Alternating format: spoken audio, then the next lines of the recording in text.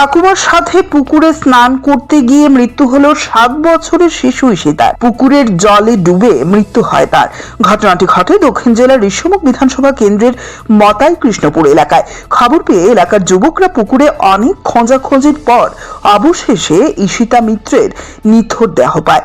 যুবকদের তৎপরতায় সাথে সাথে বিলোনিয়া মহকুমা হাসপাতালে নিয়ে গেলে ডাক্তার তাকে মৃত বলে ঘোষণা করেন।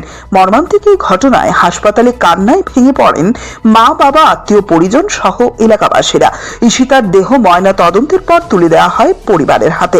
7 বছরের ঈশিতার মৃত্যুতে মতাই কৃষ্ণপুর এলাকা জুড়ে নেমে এসেছে গভীর শোকের ছায়া। বাচ্চাটার বয়স কত? বাচ্চাটার বয়স তো এটা বলতে পারতাম আমি। মানে ঘটনাটা কি ছিল, কেমনে এইভাবে এই দুর্ঘটনা?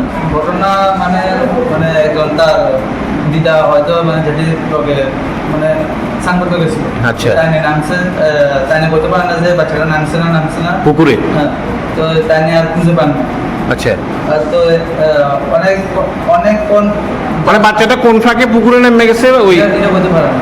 তো তোমরা কেমনে পাইছো? তোমরাই তো বুঝা পাইছো।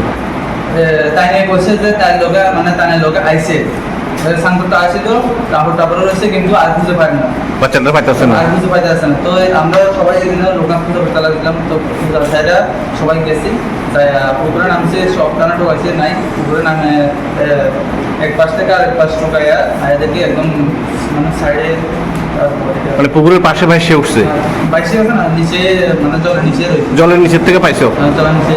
তো বিলোনিয়া হসপিটালে নিয়ে আসো? এখন আমাদের হাসপাতালে গেলাম না। নাম কি বাচ্চাটার? নাম আমি বললাম না।